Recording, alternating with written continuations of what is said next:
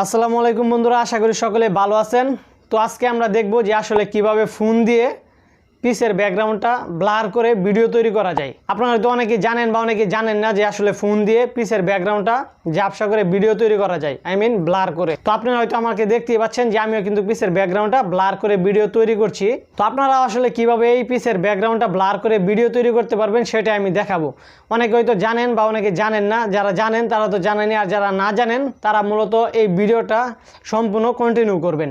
তাহলেই আশা করি আপনারাও আপনার হাতে থাকা ফোন দিয়ে আর কি ইউটিউবের জন্য ভিডিও তৈরি করতে পারবেন, তাও আবার পিসের ব্যাকগ্রাউন্ডটা ব্লার করে আপনার হাতে থাকা ফোন দিয়ে। তো বন্ধুরা, আমাকে আপনারা এখন যেভাবে আর কি দেখতে পাচ্ছেন যে আমি ভিডিওটা যেভাবে তৈরি করতেছি সেটা হলো গ্রিন স্ক্রিনে। তো আপনারাও গ্রিন স্ক্রিনে এরকম একটা ভিডিও তৈরি করবেন। ভিডিও তৈরি করার পরে আপনারা চলে যাবেন আপনাদের প্রিয় অ্যাপ্লিকেশন কাইনমাস্টারে।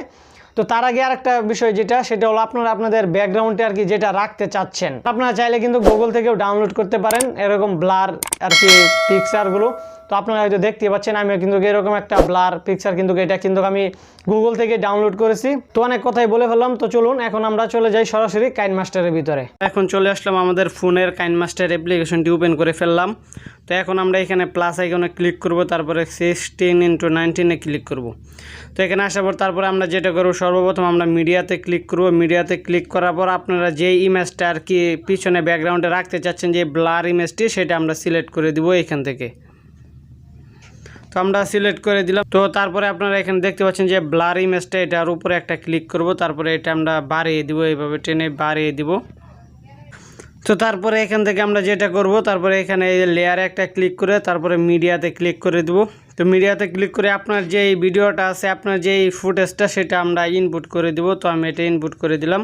তো দেখতে পাচ্ছেন এই হলো আমার ভিডিও। তারপরে এখানে দেখতে পাচ্ছেন যে আমার ভিডিওতে বেশ কিছু অংশ আছে যে এই জায়গায়। তো এগুলো আমি একটু ক্রপ করে কেটে নিব। এটা এই যে দুই সাইড দিয়ে কমিয়ে দেব।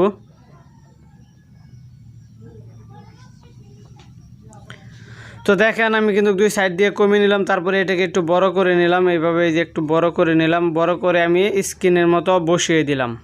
তারপরে আমরা আমাদের ভিডিওতে একটু কালার অ্যাডজাস্ট করব। কালার অ্যাডজাস্ট করার জন্য এই যে এখানে কালার ফিল্টারে, তারপরে এখানে কালার, তারপরে এই যে C2 এটা সিলেক্ট করে দেব, C02 এটা সিলেক্ট করে দেব। তারপরে এটা আমরা এই যে এখানে একটু কাস্টমাইজ করে নিলাম।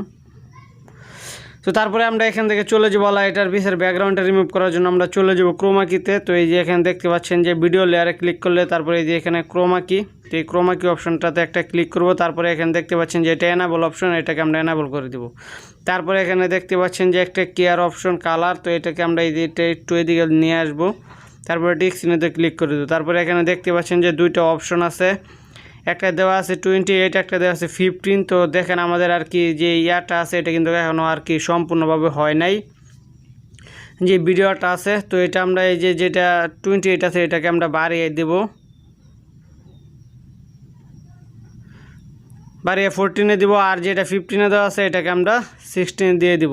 তো এখন তারপরে একটা টিক মারে একটা ক্লিক করে দেবেন। তারপরে এখন আল্লাহ দেখেন, আপনারা যে ভিডিওটা দেখেন তাহলে কিন্তু একদম DSLR দিয়ে মনে হবে যে আপনি শ্যুট করেছেন আপনার ভিডিওটা। দেখেন একদম সুন্দরভাবে কিন্তু দেখাচ্ছে আমাদের ভিডিওটা। তো এই ছিল মূলত আমাদের আজকের এই ভিডিও।